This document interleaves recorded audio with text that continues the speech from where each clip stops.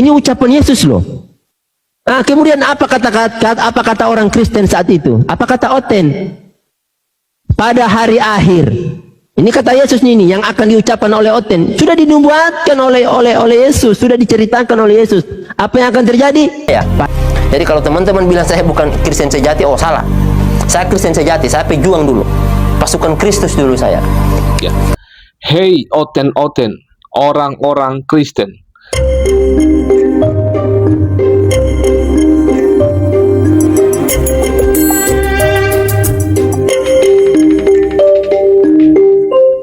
Hei Oten-Oten, orang-orang Kristen. Begitulah penyebutan seorang mu'alaf ini kepada orang-orang Kristen. Baru juga saya tahu bahwa ternyata sebutan atau singkatan daripada Oten itu, ternyata itu dipopulerkan oleh para mu'alaf ini dan juga apologet orang. Mereka memanggil orang Kristen dengan sebutan Oten atau orang Kristen. Nah, begitulah pernyataan mereka untuk meledek atau menyatakan hal-hal yang tidak benar tentang orang Kristen. Nah, dalam bagian ini, satu part yang sudah saya bahas sebelumnya, saya kira hanya cukup sampai di situ. Kesaksian kawan kita yang satu ini, ternyata dia terus aktif dan masif membahas tentang iman Kristen. Ya, luar biasa bagi saya semangatnya untuk mempopulerkan atau menyatakan kesungguhan imannya, di mana dulunya dia adalah seorang Kristen katanya, Laskar Kristus katanya, tetapi sekarang sudah memeluk agamanya yang baru, dan dia terus menggeluti, menyatakan hal-hal yang keliru tentang iman Kristen. Seharusnya dia lebih banyak belajar apa yang dia imani di hari-hari ini. Jadi itu adalah bijaknya seharusnya apa yang harus ia lakukan. Nah, dalam bagian ini ada dua poin yang menjadi poin kita untuk kita boleh berikan tanggapan apa yang dinyatakan oleh mu'alaf ini, si Ucok ini, atau siapalah namanya. Ada dua hal yang kita akan berikan komentar secara singkat saja. Nah, pertama adalah dia menyatakan bahwa orang-orang Kristen itu nanti tidak dikenal oleh Tuhan Yesus. Jadi orang-orang Kristen itu katanya itu tidak dikenal nanti pada akhir zaman oleh Tuhan Yesus. Maka dia mengutip ayat Alkitab secara brutal. Bagi saya itu secara brutal, secara tidak wajar, secara tidak memahami kronologisnya, tidak memahami teksnya, dan tidak memahami konteksnya. Teks itu berbicara tentang apa? Ini ucapan Yesus loh. Nah, kemudian apa kata orang Kristen saat itu? Apa kata Oten? Pada hari akhir. Ini kata Yesus ini yang akan diucapkan oleh Oten. Sudah dinubuatkan oleh Yesus, sudah diceritakan oleh Yesus. Apa yang akan terjadi? Pada hari akhir banyak orang yang akan berseru kepadaku, Tuhan, Tuhan. Nah, ini orang-orang Kristen berseru, Tuhan, Tuhan, tolong kami Tuhan. Apa katanya? Ya Tuhan, bukankah kami bernubuat demi namamu Yesus? Bukankah kami mengusir setan demi namamu wahai Yesus? Dan bukankah kami bermujizat demi namamu wahai Yesus?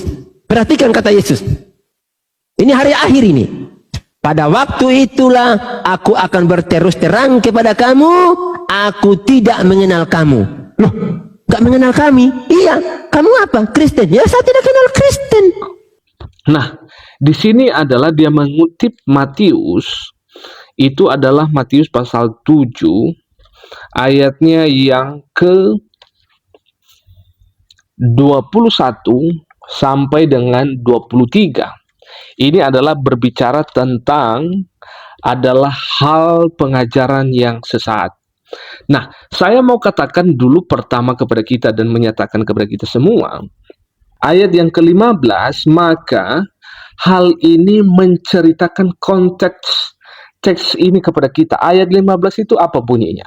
Begini bunyinya. Demikian.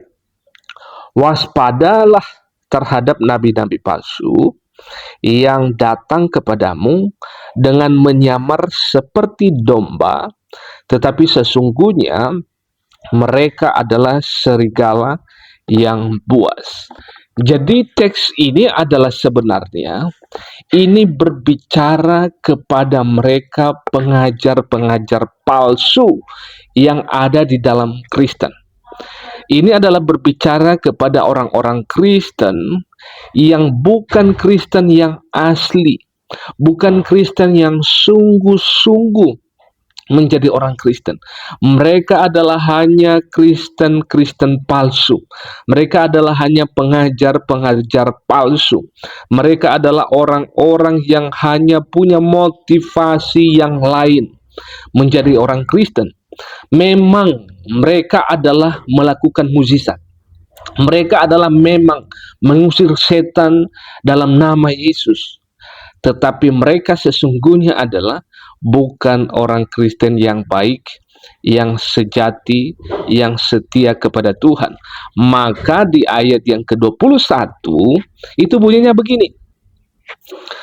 Bukan setiap orang yang berseru kepadaku, Tuhan, Tuhan, akan masuk dalam kerajaan sorga, melainkan dia yang melakukan kehendakku yang di sorga. Jadi jelas itu bahwa orang yang masuk sorga itu adalah orang-orang yang melakukan kehendak Tuhan, bukan orang-orang Kristen yang hanya dalam tanda kutip menjadi orang Kristen, mengerjakan pelayanan, tetapi ada motif lain di balik itu.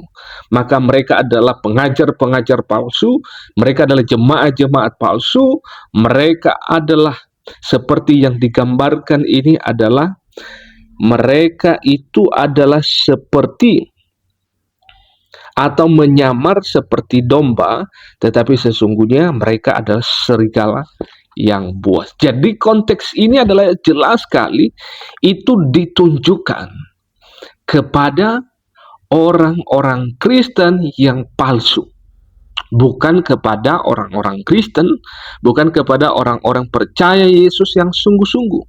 Jelas orang-orang Kristen yang palsu pasti Tuhan tidak mengenal mereka. Walaupun mereka menyebut nama Tuhan, mengusir setan, melakukan mukjizat, pasti Tuhan tidak mengenal mereka. Pasti Tuhan akan menghakimi mereka di akhir zaman, pada saat Yesus datang yang kedua kalinya. Maka jelas ini, maka inilah otaknya si Ucok ini. Itu menghubung-hubungkan dalam hal ini tanpa melihat dulu secara luas ini teksnya berbicara tentang apa. Maka dia pukul rata ini ditunjukkan kepada semua orang Kristen. Tidak demikian kawan. Teks ini hanya berbicara kepada mereka yang palsu.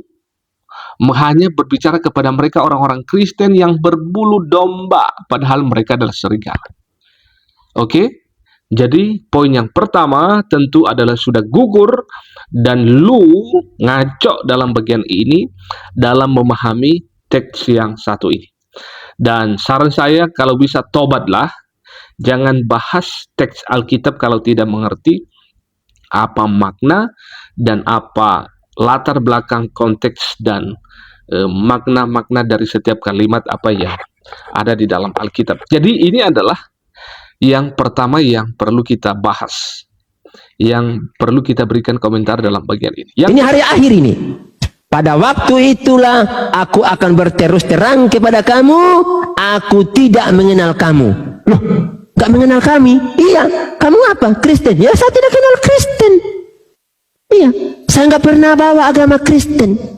Saya nggak pernah menjadi murid-muridku yang 12 orang, yang 12 orang tidak pernah aku ajarkan tentang Kristen. Bagaimana aku bisa mengenal kamu?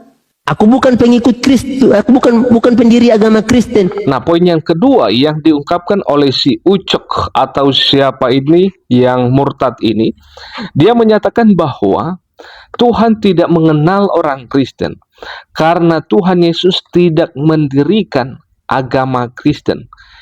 Dengar dulu. Dengar ini Ucok. Dengar dulu ini baik-baik.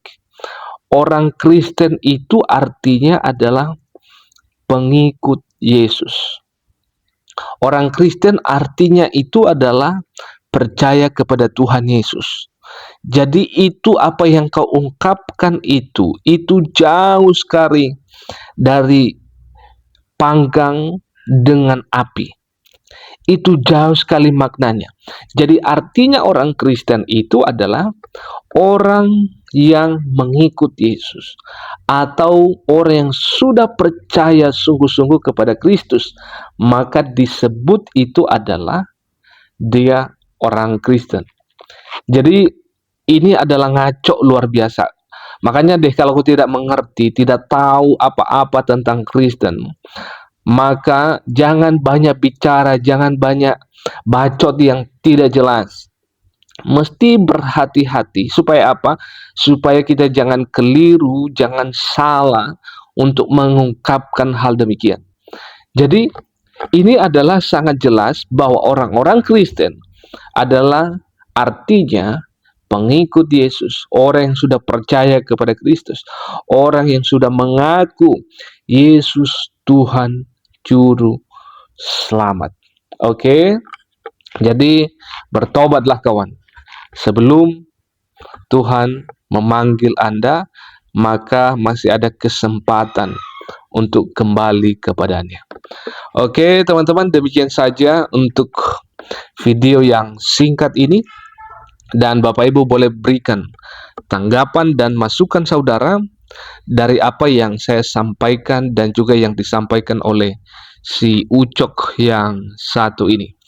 Oke, salam toleransi dan salam persaudaraan. Kiranya Allah Tritunggal akan terus menolong dan memberkati kita semuanya. Satu pesan yang mau saya sampaikan kepada kita bahwa hanya satu jalan supaya kita bisa sampai kepada Allah. Hanya satu jalan supaya kita bisa memperoleh hidup yang kekal.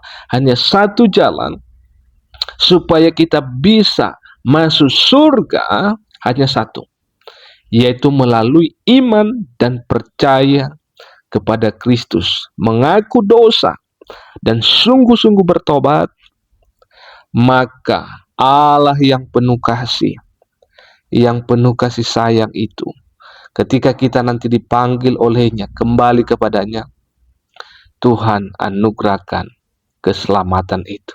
Maka jangan tunggu lama-lama, percaya Yesus, maka engkau akan selamat dan memperoleh yaitu sukacita surga itu, kedamaian itu yang kekal.